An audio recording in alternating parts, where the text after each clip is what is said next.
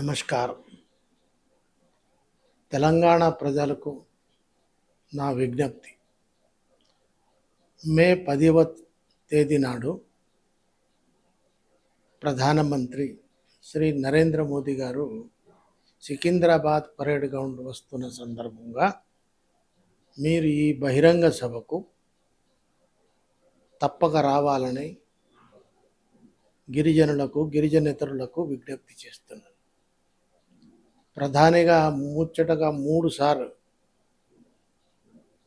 గెలిచిన తర్వాత ప్రప్రథంగా తెలంగాణ రాష్ట్రానికి వస్తున్న సందర్భంగా వారికి స్వాగతం పలకవలసిన బాధ్యత మన అందరిది ఉన్నది.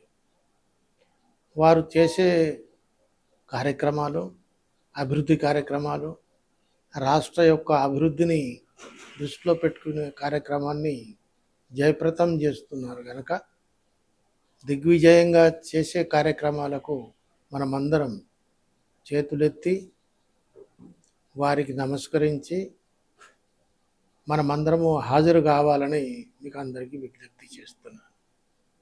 మీరు అత్యధిక సంఖ్యలో గిరిజనులందరూ తప్పకుండా మన రాష్ట్రానికి వస్తున్న నాయకునికి స్వాగతం పలకడానికి మీరందరూ కలిసి రావాలని, ఏ అభివృద్ధి కార్యక్రమాలు, రోడ్లు, రవాణా, అదేవిధంగా రైల్వే, పాఠశాల, ముఖ్యంగా ఆదిలాబాద్ జిల్లాకు ఎయిర్పోర్ట్ మంజూరు చేయడము, నిర్మల్ నుంచి ఆర్మూర్ నుంచి నిర్మల్ వరకు, వయా నిర్మల్ మీదుగా ఆదిలాబాద్ వరకు రైలు సౌకర్యం కోసం మంజూరు ఇవ్వడము, ఇట్లాంటి ఎన్నో ప్రముఖ కార్యక్రమాలను చేపట్టి 3వసారి గెలిచిన తర్వాత ప్రథంగా వస్తున్నారు కనుక మనమందరం కలిసి వారికి స్వాగతం చెప్తాం. రండి, మీ అందరికీ ఇదే నా పిలుపు. హలో గిరిజన్, చలో సికింద్రాబాద్. హలో గిరిజన్, చలో సికింద్రాబాద్ అనే నినాదంతో మీరందరూ ముందుకు రావాలని విజ్ఞప్తి చేస్తున్నాను. జై హింద్, జై భారత్, జై భారతీయ జనతా పార్టీ జిందాబాద్.